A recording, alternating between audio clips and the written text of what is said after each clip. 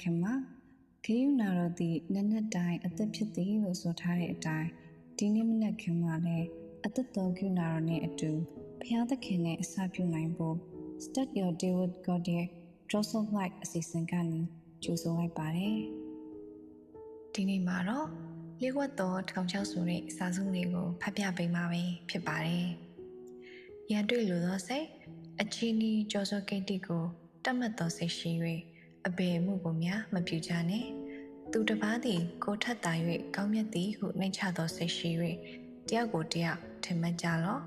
ဖိလိပ္ပိခန်းကြီးနှင့်အငယ်3ကြောစောကိတ္တိနှင့်အတိမတ်ပြုမှုကိုတန်မိုးထားလာတဲ့အင်ကြီးမှုတွေမှာကျမတို့ကရှင်သန်နေထိုင်ကြပါတယ်လူမှုကွန်ရက်ဆိုရှယ်မီဒီယာပေါ်မှာသဘောကျတဲ့မှတ်ချက်ပြုမှုတွေချီးမွမ်းဂုဏ်ပြုမှုတွေနဲ့ထိုအောင်မြင်ကြော်ကြားမှုတွေနောက်ကိုလိုက်ခြင်းကခေတ်ရည်စည်းကြောင်းတစ်ခုလိုဖြစ်လာနေပါတယ်။ဒါပေမဲ့ယုံကြည်သူခရစ်ယာန်တူအနေနဲ့ကျမတို့ရဲ့စိတ်နှလုံးထဲမှာမိဂုဏ်ထုတ်စရာတစ်ခုရှိပါတယ်။ကြော်စောကိတ္တိကိုတတ်မှတ်ခြင်းကဘုရားသခင်ရဲ့အရွယ်ချက်နဲ့ကိုက်ညီပါသလား။ကြော်စောကိတ္တိကိုလိုချင်တတ်မှတ်တဲ့စိတ်ကလျှို့ဝှက်တဲ့ထောင်ချောက်တစ်ခုဖြစ်နိုင်ပါတယ်။ထိုအရာကကျမတို့အပေါ်မှာဘုရားသခင်ရွယ်ထားတဲ့ပန်းတိုင်ကနေဝေးကွာသွားစေလိုပါပဲလောကရဲ့လက်ခုပ်ဩဘာပေးခြင်းနဲ့အောင်မြင်မှုတွေကစိတ်ချနှံမှုနဲ့ပြည့်စုံမှုကိုပေးနိုင်မယ်လို့ထင်ရပေမဲ့တကယ်တမ်းမှာတော့ကျမတို့အတွက်စိတ်ပြတ်အာရုံခြင်းအထီးကျန်ခြင်းဘုရားသခင်နဲ့ဝေးကွာသွားခြင်းတွေကိုပဲကြံရစ်စေတာဖြစ်ပါတယ်လာကြမြေကြီးတစ်ပြင်လုံး၌အရရက်ကွဲပြားမြေကိုစိုးရိမ်၍မြို့ကို၎င်းမိုးကောင်းကင်သို့မြည်ရသောရဲတိုက်ကို၎င်းတည်လို့သဖြင့်ကြော်စောကိတ္တိရှိစေခြင်းကပြုကြကုန်အံ့ဟုပြောဆိုကြ၏ဆိုပြီးကပ္ပဦးကျမ်းအခန်းကြီး7အငယ်လေးမှာဖော်ပြထားပါတယ်။ကပ္ပဦးကျမ်းကဘာလို့လိုမျိုးစင်အကြောင်းကိုပြန်ပြောင်းကြည့်မယ်ဆိုရင်လူတွေကမိမိတို့ကိုယ်ကိုဂုဏ်တင်ဖို့နဲ့ကြော်စောမှုရဖို့အတွက်ကြိုးပမ်းခဲ့ကြတာကိုတွေ့ရမှာပဲဖြစ်ပါတယ်။ဒီအရာကိုလှုပ်ဆောင်ခဲ့ခြင်းကရှုပ်ထွေးမှုနဲ့ဘုရားသခင်ရဲ့အရွယ်ချက်ကနေခွဲထွက်သွားခြင်းကိုပဲဥတည်ခဲ့တာပါ။တမန်ကျမ်းစာက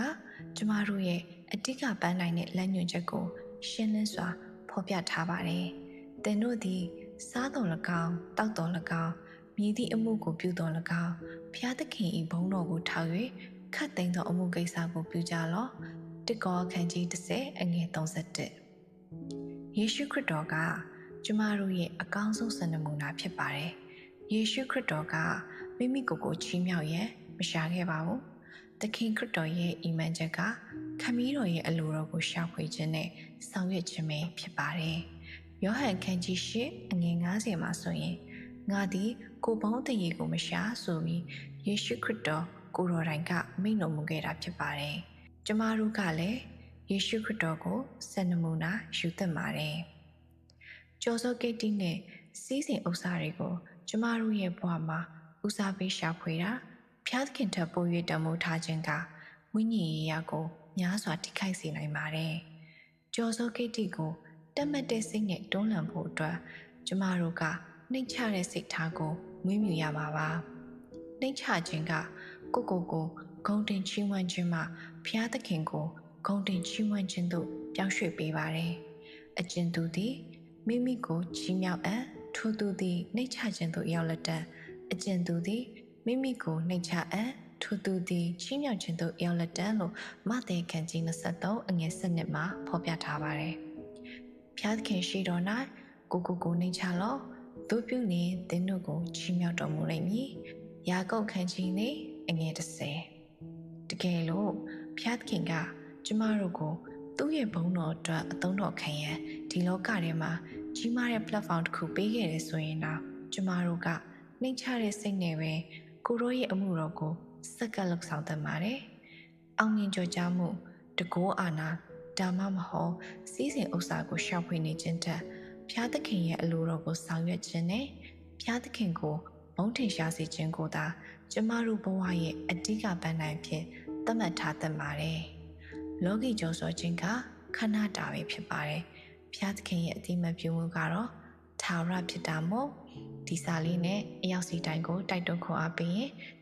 အရောက်တိုင်းပေါ်မှာဖျားရှင်သား၍ကောင်းချီးပေးပါစေ။ယေရှုခရစ်နာမ၌အာမင်။